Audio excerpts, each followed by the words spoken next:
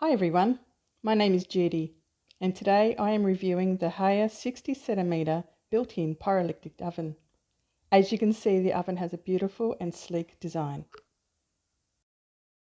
The oven comes with a wire rack, one tray and a removable meat probe so you can cook your meat to absolute perfection, and it also has a frame and the prongs for cooking rotisserie style.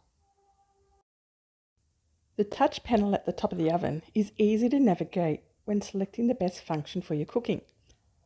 It has the standard fan force, bake, fan bake, grill, defrost functions, but also has extras like a pastry plus function, and it has a rotisserie. This is a function I am really looking forward to using. How good does that chook look? The other function I wanted to mention is the pyrolytic function. It eliminates the need for you to get down on your hands and knees and scrub the living life out of the oven to make it clean. This one does the cleaning for you by heating the oven to a high temperature and turning all the food residue to ash, which only requires a wipeout once the oven has cooled down. That's a win. Another lovely feature about this oven is the soft closing door.